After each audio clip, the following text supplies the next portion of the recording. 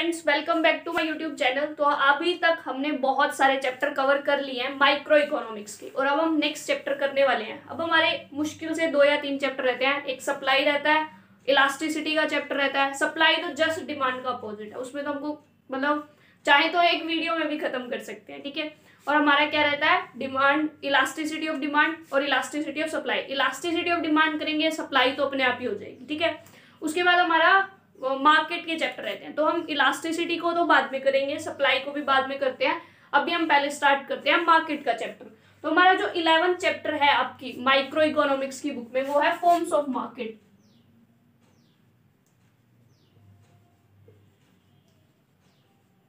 क्या है हमारा, फॉर्म्स ऑफ मार्केट। फॉर्म क्या होता है, फॉर्म वर्ड का मीनिंग मतलब टाइप। तो मार्केट के कितने टाइप है, तो हम इस चैप्टर में क्या करने वाले हैं कि मार्केट कितने टाइप की होती है, ठीक है भाई। हमने तो अभी तक ऐसे ही सुना है, मार्केट क्या होता है, एक जगह जाओ सामान खरीदो, वो मार्केट है, ठीक है। लेकिन अब हम इकोनॉमिक्स के स्टूडेंट हैं, तो हमको टाइप्स पढ़ने पड़ेंगे मार्केट के, क्या क्या होते हैं। अलग अलग टाइप होते हैं, जैसे आप पढ़ोगे आपको पता चलेगा। तो लेकिन हम सबसे पहले, उससे भी पहले हम एक बात करते हैं कि भाई मार्केट क्या होती है, ठीक है। मार्केट के टाइप्स तो बाद में करेंगे। फर्स्ट क्वेश्चन, मार्केट क्या होती है। तो अगर हम नॉर्मल लेमैन की भाषा में बोले, एक ऐसा पर्सन जिसने कभी इकोनॉमिक्स नहीं पढ़ रखी या जिसको ज्यादा नॉलेज नहीं है इकोनॉमिक्स जैसे सब्जेक्ट की, ठीक है, तो अगर हम उससे पूछे तो मार्केट नॉर्मली क्या सोचेगा कि जैसे हम घर पे भी हो, भाई मार्केट जाना है चलें, तो मतलब एक जगह जहाँ पे हम सेलर को से मिल रहे हैं मतलब मिल ही तो रहे हैं ना हम, ठीक है, और हम अपना सामान खरीद रहे हैं, उसको पैसे दे रहे हैं, तो वो क्या हुआ, हमारी मार्केट। एक नॉर्मल पर्सन है वो ऐसा बोलेगा मार्केट को, लेकिन हम इकोनॉमिक्स के स्टूडेंट हैं, हम सबसे अलग करके चलेंगे। तो मार्केट एक्चुअल में क्या होती है, मार्केट का मतलब सिर्फ यही नहीं होता कि एक फिजिकल प्लेस जहां पे आप कॉन्टेक्ट में आ रहे हो। मार्केट कुड बी कि आप सेलर से, मतलब सेलर को आप जानते ही नहीं हो, सिर्फ आप उससे ऑनलाइन बात कर रहे हो, वो आपको सामान भेज रहा है, आपने उसको देखा नहीं, कभी जाना नहीं, ठीक है। तो वो भी हमारी क्या होती है, मार्केट। जैसे कि हम ऑनलाइन शॉपिंग करते हैं, ई शॉपिंग वेबसाइट्स जो होती हैं, वो सब क्या है, वो भी एक मार्केट ही है, ठीक है।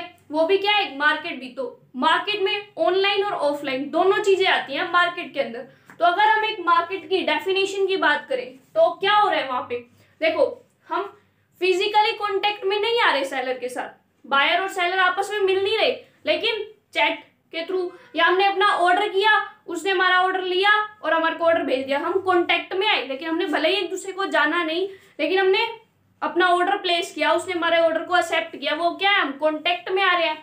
तो मार्केट क्या है, मार्केट एक सिस्टम है या मार्केट एक अरेंजमेंट है जहां पे बायर और सेलर कांटेक्ट में आते हैं, और वो किस पर्पज से कांटेक्ट में आएंगे, बाइंग और सेलिंग के लिए, या एक्सचेंज मतलब कि हमने उसको पैसे दिए, उसने हमको गुड्स दी, तो क्या है, वो एक एक्सचेंज है। तो क्या हुई इसकी डेफिनेशन, मार्केट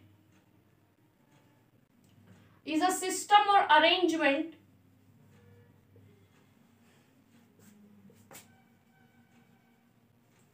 क्या है, मार्केट इज अ सिस्टम और अरेंजमेंट, कि मार्केट क्या है, एक सिस्टम है या एक अरेंजमेंट है दैट ब्रिंग्स, जो क्या करती है, that brings buyer and sellers into contact,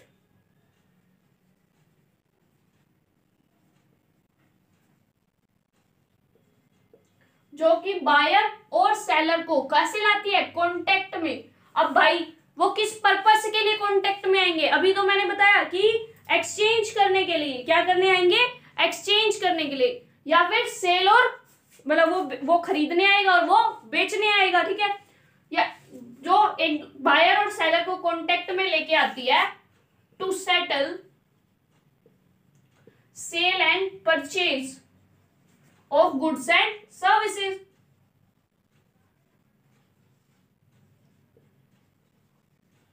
देखा होगा आपने, टीवी पे भी कभी कभी ऐड देखा होगा, या यूट्यूब चलाते हो, वो आजकल तो वेबसाइट बन रही है कि आप उन पे जाओ, डॉक्टर के साथ कांटेक्ट करो, डॉक्टर को अपनी प्रॉब्लम बताओ, वो आपको भाई बता देगा।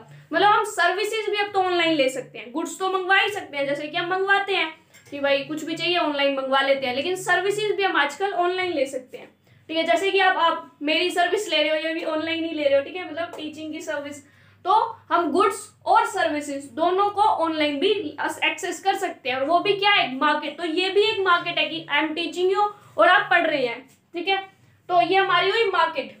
तो अब हम बात करें कि मार्केट का मतलब एक प्लेस नहीं होता कि शॉपिंग कॉम्प्लेक्स या भाई हमारे सिटी की मार्केट। तो मार्केट का वाइडर स्कोप है एज कंपेयर टू कि हम जिस हिसाब से मार्केट को सोच के चलते हैं। हम तो सोचते हैं कि एक जगह, लेकिन मार्केट क्या है, वाइडर स्कोप है मार्केट का, बहुत बड़ी चीज है मार्केट। ठीक है, ऑनलाइन ऑफलाइन हर चीज आती है मार्केट के अंदर।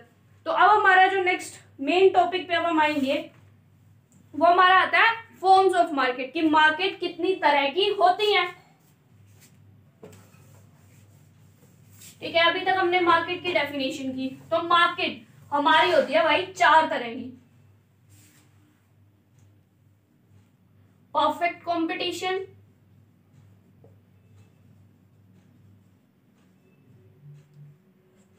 क्या first is perfect competition. Second monopoly, जब हमने रिवेन्यू किया था उसकी थोड़ा थोड़ा मोनोपोली, मोनोपोलिस्टिक और परफेक्ट कंपटीशन के बारे में हमने पढ़ा था। Next is monopolistic and the last one is oligopoly. ठीक है, अगर मैं इन शॉर्ट में एक एक लाइन में इनको बताऊं, वैसे हम डिटेल में सब करेंगे। परफेक्ट कंपटीशन, पूरी की पूरी मार्केट में सेम प्रोडक्ट्स होंगे, same products same price. Monopoly की पूरी सप्लाई के ऊपर एक ही बंदे का राज है और कोई उस सामान को बना ही नहीं सकता, ना कोई बेच सकता, वो होती है मोनोपोली। मोनोपोलिस्टिक, एक प्रोडक्ट पे इतना कंपटीशन है, जैसे मैंने टूथपेस्ट का एग्जांपल लिया था, कितनी कंपनियां है टूथपेस्ट की, that is monopolistic. Oligopoly, product एक है, सॉरी प्रोडक्ट मतलब कि कंपटीशन इसमें भी है, लेकिन मोनोपोलिस्टिक में वो कंपटीशन करते हैं। ये क्या बनाते हैं, अपनी कार्टल्स, मतलब कि वो बना लेंगे कि भाई मतलब सेटिंग कर लेंगे, जैसे कि नॉर्मल आप मतलब 2-4 दुकानदार हैं भाई, इससे कम तो ना कोई नहीं बेचेंगे, भले ही कस्टमर ले ना ले। अब कस्टमर को तो लेना पड़ेगा, जैसे कि गाड़ियों का इसमें सबसे अच्छा एग्जांपल होता है कि उनकी सेटिंग होती है भाई, इससे कम हम अपनी गाड़ी नहीं बेचेंगे, मतलब वो ब्रांड के अकॉर्डिंग। तो ओलिगोपोली मार्केट मतलब वो आपस में एक एग्रीमेंट कर लेते हैं कि हम इससे नीचे प्राइस तो देंगे ही नहीं। ठीक है, कंपटीशन यहाँ भी होता है, लेकिन ये कंपटीशन को अवॉइड कर देते हैं अपनी अरेंजमेंट, अपना एग्रीमेंट करके। ठीक है, अब हम करते हैं परफेक्ट कंपटीशन पूरी तरह से डिटेल में। ये अभी तक मैंने सिर्फ आपको एक लाइन का इंट्रोडक्शन दिया।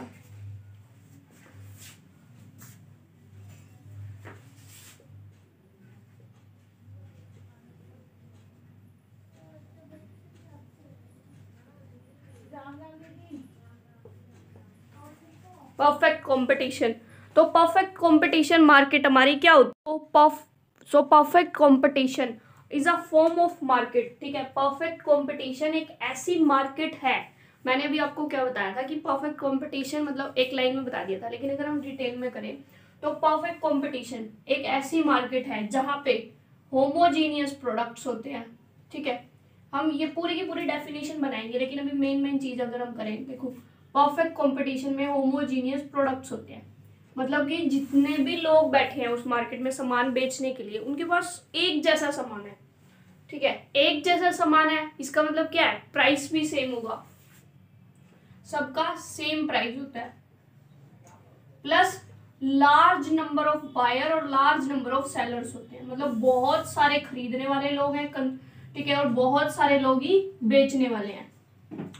तो हमारा क्या आया, परफेक्ट कंपटीशन में मेन अगर हम देखें तो क्या है कि होमोजीनियस प्रोडक्ट्स, सबके प्राइस सेम होंगे, जितने भी लोग मार्केट में सामान बेचने के लिए बैठे हैं सबके सब same price, plus large number of buyers and sellers, मतलब कि बहुत सारे बायर्स और बहुत सारे सेलर्स होते हैं। अब अगर हम इसी को डेफिनेशन बनाएं तो डेफिनेशन क्या बनेगी, perfect competition is a type of market, ये वो टाइप है मार्केट का, या is a form of market, ये या वो फॉर्म है मार्केट पे कि in which there are large number of buyers and large number of sellers, कि जहां पे बहुत सारे बायर और बहुत सारे सेलर्स होते हैं, and every seller in the market have the same price, सभी के पास क्या होता है, प्राइस सेम होता है, and there are homogeneous products in the कौन सी, परफेक्ट कंपटीशन मार्केट। और परफेक्ट कंपटीशन मार्केट में कौन से प्रोडक्ट्स होते हैं, होमोजीनियस प्रोडक्ट्स। ठीक है, तो हमने डेफिनेशन कर ली, क्या करी, perfect competition market is a type of market in which there are large number of buyers and sellers and all the sellers have same prices. There are homogeneous products in the perfect competition market. कि perfect competition market के अंदर homogeneous products होते हैं. ये हमारी होगी definition. अब हम आते हैं जी इसके फीचर्स के ऊपर कि परफेक्ट कंपटीशन मार्केट के फीचर्स क्या होते हैं. ठीक है, क्या करते हैं features of perfect competition market. कि परफेक्ट कंपटीशन मार्केट की क्या क्या फीचर्स हैं, क्या क्या कैरेक्टरिस्टिक्स हैं. देखो जो अभी हमने इसकी डेफिनेशन में पढ़ा, 3 तो हमारी सीधी सीधी वही बन रही है. तो फर्स्ट अगर हम कैरेक्टरिस्टिक्स की बात करें तो large number of buyers and sellers, कि बहुत सारे बायर्स और बहुत सारे सेलर्स होते हैं. अगर 1-2 सेलर कम भी हो जाए तो कोई फर्क नहीं पड़ता मार्केट में, क्योंकि इतने सारे हैं कि अगर 1-2 मतलब कम भी हो जाए कोई फर्क नहीं पड़ता. बायर्स इतने सारे हैं कि 1-2 बायर कम भी हो जाए तो कोई फर्क नहीं पड़ता उस चीज से. ठीक है, अब इतने सारे बायर्स इतने सारे सेलर्स हैं कि 1-2 कम हो जाए तो उस चीज से मतलब कि ना मार्केट में ना सप्लाई पे फर्क पड़ता है, ना टोटल डिमांड पे फर्क पड़ता है, क्योंकि बायर्स और सेलर्स की क्वांटिटी बहुत ज्यादा है. दूसरा होमोजीनियस प्रोडक्ट्स,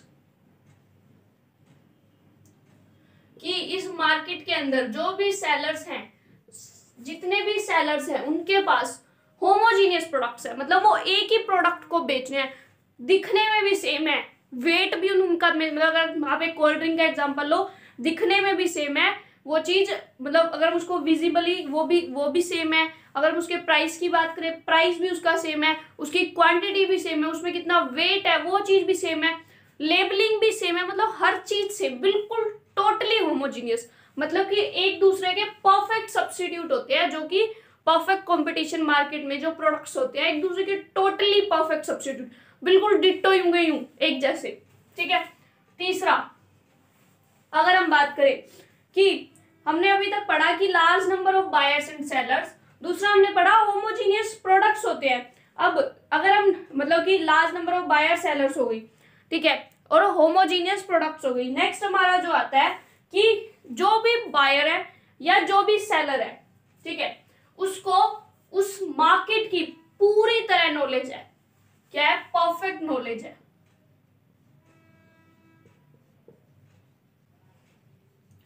कि चाहे बायर है चाहे सेलर है, मतलब कि अगर बायर है ना कि हम है, मतलब हम वहां खरीदने जा रहे हैं, मतलब एक बायर है ना, उसको पता है भाई मार्केट में इस प्राइस पे ये चीज मिलती है, ये चीज यहाँ मिले, मतलब उसको टोटली हर चीज का पता है, पूरी नॉलेज है, डिमांड की पूरी नॉलेज है, सप्लाई की पूरी नॉलेज है, उसको प्राइस की. मतलब ऐसा नहीं है कि सेलर उसको फद्दू बना देगा भाई फालतू में बेच के. ठीक है, ऐसा नहीं हो सकता.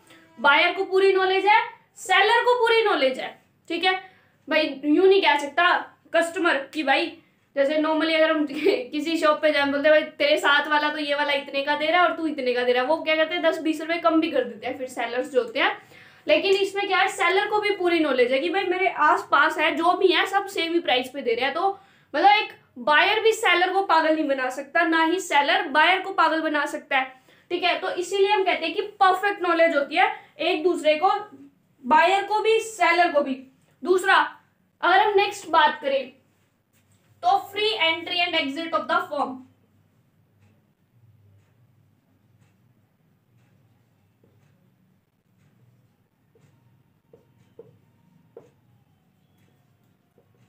मतलब कि कोई भी फर्म कभी भी नहीं खड़ी हो सकती है, कोई भी फर्म कभी भी बंद हो सकती है. ठीक है, कोई लाइसेंसिंग की जरूरत नहीं है, कोई आपको किसी गवर्नमेंट से परमिशन की जरूरत नहीं है.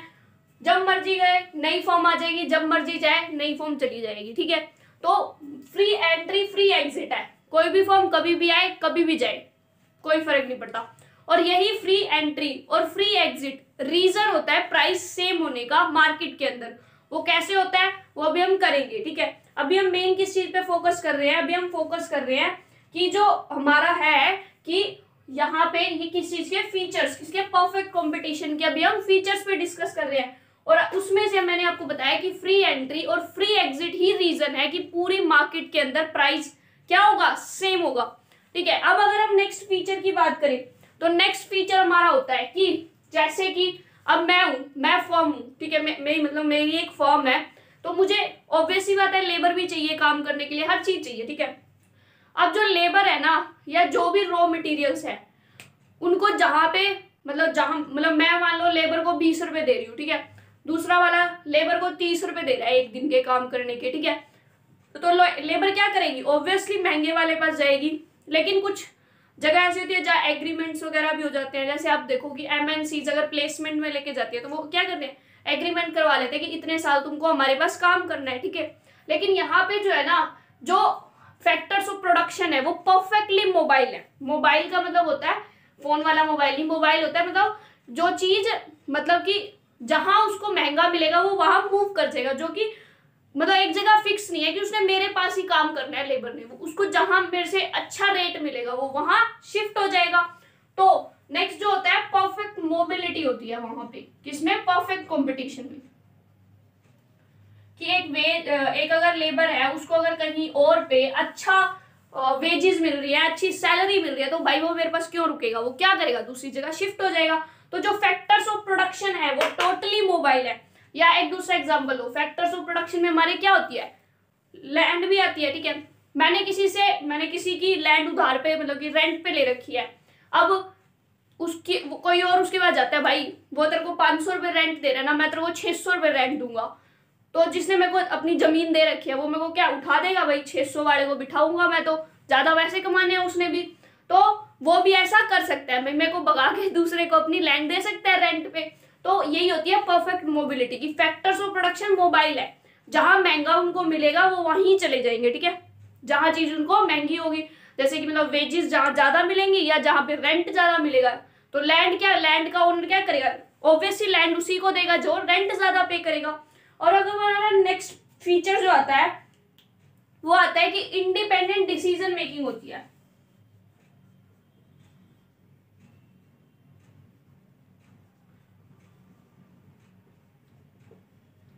मतलब कि भाई हमने ये तो देखा कि ना प्राइस तो सेम होता है पूरी की पूरी मार्केट में, देख लिया हमने कि पूरी की पूरी मार्केट के अंदर क्या होता है, प्राइस तो सेम होता है, लेकिन जो मतलब अब प्रोड्यूसर है वो प्राइस तो क्या है कम ज्यादा नहीं कर सकता, प्राइस तो उसको वही रखना पड़ेगा जो डिमांड सप्लाई की फोर्सेस से तय होगा, मतलब जो पूरी मार्केट में प्राइस चल रहा होगा वही प्राइस किसको रखना पड़ेगा, प्रोड्यूसर को, ठीक है।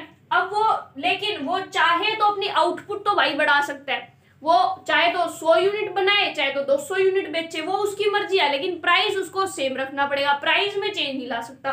तो इंडिपेंडेंट डिसीजन मेकिंग मतलब ये डिसीजन उसके हाथ में है कि वो कितना क्वांटिटी बेचना चाहता है, ठीक है, उसके ऊपर कोई रोकथाम नहीं है कि भाई तुमने 100 यूनिट बेचनी है, कोई उसको ऊपर से आगे कहे नहीं, ऐसा कुछ नहीं है, वो उसकी मर्जी है कि वो कितनी यूनिट्स को बेचना करता, मतलब सप्लाई उसके हाथ में है, लेकिन किस रेट पे बेचना है, प्राइस क्या है, प्राइस उसके हाथ में नहीं है, प्राइस जो मार्केट में चल रहा है वही लेना पड़ेगा। लेकिन क्या है, वो चाहे तो आउटपुट ज्यादा बेच सकता है, उसके हाथ में क्या है, सप्लाई है उसके हाथ में, वो चाहे तो ज्यादा आउटपुट सेल कर सकता है, ज्यादा आउटपुट प्रोड्यूस कर सकता है। अब हमारा अगर नेक्स्ट फीचर की हम बात करें, ठीक है, अभी तक हमने कर लिए, ठीक है। अब हमारा जो नेक्स्ट फीचर आता है वो यही आता है कि जो प्राइस है, फर्म जो है वो प्राइस टेकर होती है ना कि प्राइस मेकर। क्या करते हैं हम, firm is a price taker not maker. भाई अब इसका क्या मतलब है, देखो अगर हम इसको इंग्लिश छोड़ मतलब इंग्लिश से सीधा हिंदी पे आए, firm is a price taker मतलब फर्म जो है प्राइस लेगी, टेक क्या होता है लेना, नॉट मेकर बनाएगी नहीं प्राइस, मतलब कि एक फर्म है वो यूं नहीं है अपनी मर्जी से भाई मैं आज 10 का बेच रहा हूँ कल 9 का बेचूंगा, या आज मैं 10 का बेच रहा हूँ चल भाई फालतू पैसे कमाने का मन कर रहा है चल भाई 11 का बेचते हैं, ऐसा नहीं है, जो मार्केट में प्राइस चल रहा है उसको उसी प्राइस पे बेचना पड़ेगा। तो इसीलिए कहते हैं कि firm is a price taker, कि जो मार्केट में प्राइस चल रहा है उसको उसी पे बेचना पड़ेगा, वो अपना खुद का प्राइस नहीं बना सकती, वो फर्म प्राइस मेकर नहीं है, वो क्या है, वो प्राइस टेकर है, ठीक है। तो हमारे ये कंसेप्ट तो हो गए।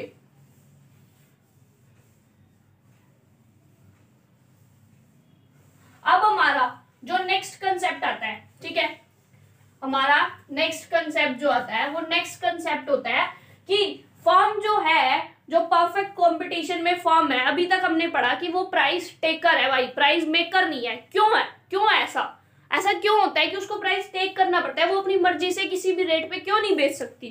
ठीक है, तो उसके पीछे ना कुछ रीजंस होते हैं कि वो प्राइस टेकर क्यों है और मेकर क्यों नहीं है। तो उसके पीछे फर्स्ट रीजन जो अगर हम करें, ठीक है, फर्स्ट रीजन अगर हम करें होमोजीनियस प्रोडक्ट्स। अब भाई देखो इससे कैसे फर्क पड़ता है कि फर्म प्राइस टेकर है, प्राइस मेकर नहीं है, ऐसा होता है। ये इसके पीछे रीजन हमने करने हैं। तो एक रीजन होता है कि होमोजीनियस प्रोडक्ट्स हैं।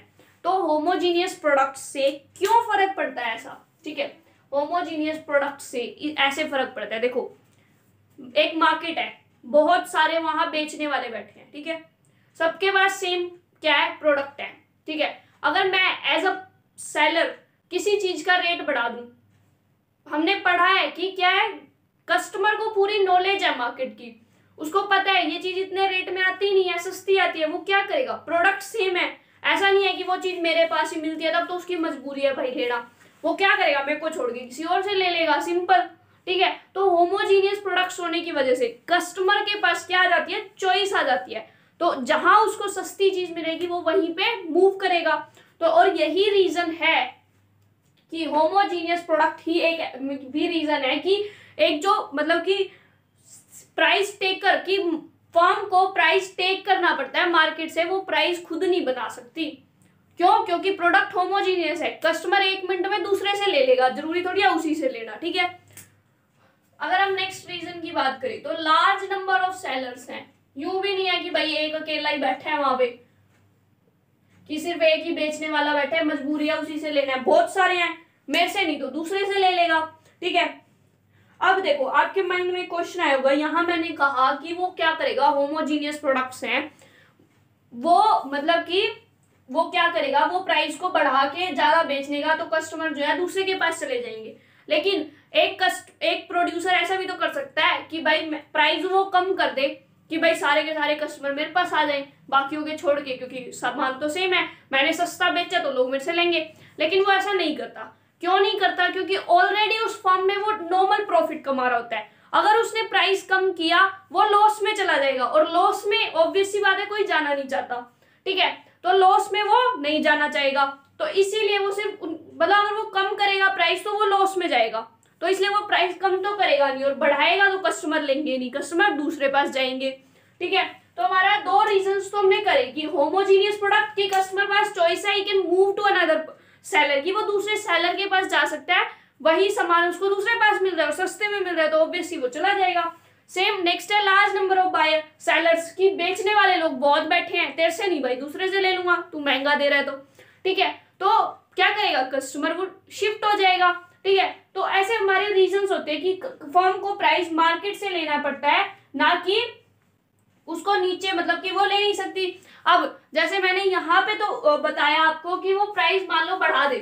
ठीक है, तीसरा रीजन क्या है कि अगर वो प्राइस कम करे, अगर वो प्राइस कम करे तो उसको लॉसेस होने लग जाएंगे, losses due to lower price, कि अगर फर्म ने प्राइस कम कर दिए तो उसको क्या हो जाएंगे, लॉस, फर्म पूरी की पूरी लॉस में चली जाएगी, क्योंकि ऑलरेडी वो मार्केट में नॉर्मल प्रॉफिट कमा रही है। जैसे ही प्राइस कम करा लॉस में, और ऐसा कोई फर्म करेगी नहीं, लॉस में भाई कौन जाना चाहेगा।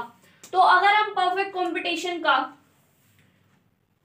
ग्राफ बनाएं, ठीक है, मैंने आपको ये रिवेन्यू में भी बनवाया था, आउटपुट,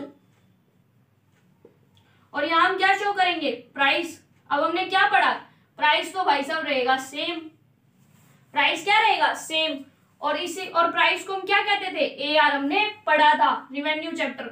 और जब एआर और जब परफेक्ट कंपटीशन में एआर और एमआर हमेशा क्या होते हैं, इक्वल, तो परफेक्ट कंपटीशन का हमारा ग्राफ ऐसे बनता है कि प्राइस सेम है, आउटपुट फर्म चाहे कितनी भी बेच सकती है, चाहे तो इतनी बेचे इतनी बेचे इतनी बेचे, बेचने पे उसकी श्रद्धा, उसकी मर्जी है, लेकिन प्राइस उसको टेक करना पड़ेगा मार्केट से। ठीक है, वो खुद प्राइस नहीं बना सकती। तो ये तो हमारा हो गया कि क्या हमने अभी तक परफेक्ट कंपटीशन क्या होती है, देन उसके फीचर्स करे, फिर हमने उसका किया कि वो प्राइस टेक क्यों करती है, वो प्राइस मेक क्यों नहीं कर सकती। ठीक है, खुद बना क्यों नहीं सकती, उसको मतलब मार्केट से ही प्राइस क्यों लेना पड़ता है। अब नेक्स्ट हमारा होता है कि फर्म नॉर्मल प्रॉफिट क्यों कमाती है।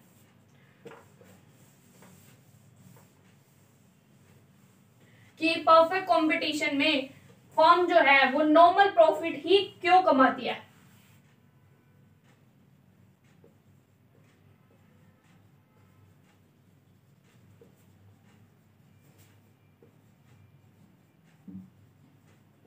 कि परफेक्ट कंपटीशन मार्केट में एक फर्म सिर्फ नॉर्मल प्रॉफिट क्यों कमाती है, मतलब वो ज्यादा प्रॉफिट क्यों नहीं कमाती, वो नॉर्मल प्रॉफिट। देखो पहली बात तो लार्ज नंबर ऑफ बायर है, लार्ज नंबर ऑफ सेलर है, ठीक है।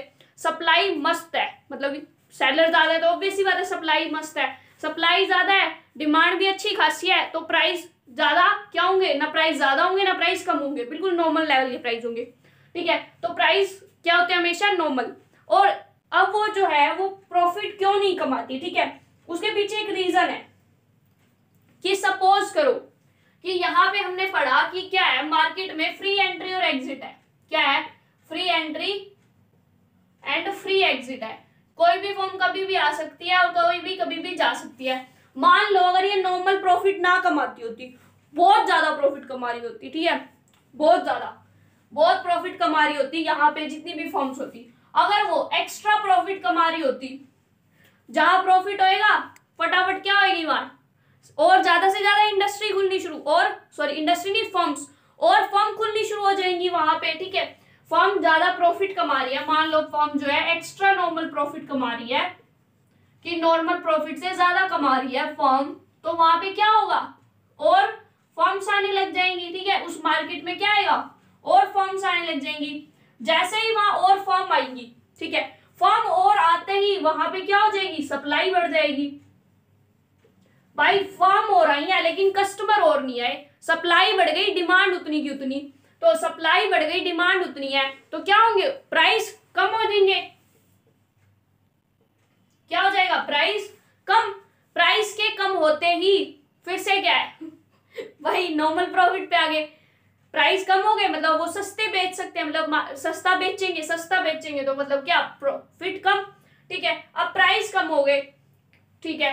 अब एक दूसरी कंडीशन लो कि एक्स्ट्रा नॉर्मल प्रॉफिट नहीं, वो बहुत मतलब एक्सेस में लॉसेस में होती, ठीक है, जो फर्म है वो लॉसेस में चल रही होती, ठीक है, फर्म लॉसेस में चल रही होती, तो क्या होता, तो बहुत सारी क्या होती इंडस्ट्री, मतलब फर्म बंद करके भाग जाती, मतलब एग्जिट, उस मार्केट को छोड़ के फर्म्स भाग जाती, क्योंकि लॉस हो रहा है, लॉस में कौन जिएगा, ठीक है, तो लॉस हो रहा है छोड़ के भाग जाती। जैसे ही वो भागती सप्लाई कम हो गई, क्योंकि यहाँ से फर्म क्या हो गई, निकल रही है, बाहर जा रही है फर्म छोड़ के, तो सप्लाई कम, डिमांड उतनी है, सप्लाई कम हो गई, सप्लाई के कम होते ही प्राइस बढ़ जाएंगे, प्राइस बढ़ते ही वापिस कहाँ आ गए, नॉर्मल प्रॉफिट पे। तो due to demand and supply वो हमेशा नॉर्मल प्रॉफिट ही कमाते हैं, ठीक है। अगर हम इसको लिखना चाहें कि फर्म एक्स्ट्रा मतलब कि नॉर्मल प्रॉफिट क्यों कमाती है, ठीक है, तो हम कैसे लिखेंगे, देखो there is a free entry and free exit in the perfect competition market, कि परफेक्ट कंपटीशन मार्केट में फ्री एंट्री फ्री एग्जिट है। If firm would have gain the extra normal profit, अगर फर्म्स को ज्यादा एक्स्ट्रा नॉर्मल प्रॉफिट होना होता, then more and more firms come into the market, तो ज्यादा से ज्यादा फर्म क्या आती, उस मार्केट में आती। As more and more firms come into the market, supply increases. Due to increase in the supply, price goes down. Price का क्या हो जाते, कम हो जाते, और प्राइस के कम होते ही क्या हो जाता, हमारा नॉर्मल प्रॉफिट पे आ गई वापिस। अब दूसरा कंडीशन कि जब वो लॉस में होती, तो if there was a loss in the market, की बोला कि firms would have gain the losses, कि फर्म जो है वो लॉसेस में चल रही होती, वहां जितनी भी है, तो बहुत सारी फर्म्स छोड़ छाड़ के भाग जाती, मतलब एग्जिट, उस मार्केट को छोड़ के भाग जाती। और एग्जिट जैसे ही वो करती फर्म्स, तो क्या होता, सप्लाई क्या हो जाती, कम, और सप्लाई के कम होते ही प्राइस बढ़ जाते, प्राइस बढ़ गए, सप्लाई कम थी, तो अगेन कहाँ आ गए, नॉर्मल प्रॉफिट पे। तो ना वो एक्स्ट्रा प्रॉफिट कमा सकते, ना वो कम प्रॉफिट मतलब ये लॉस कमा सकते, वो सिर्फ नॉर्मल प्रॉफिट ही कमाते हैं। उसका रीजन क्या है वो हमने अभी कर लिया, ठीक है। अब हम मोनोपोली हम करेंगे नेक्स्ट लेक्चर में। So thank you so much guys for watching my video, please like share and subscribe, bye.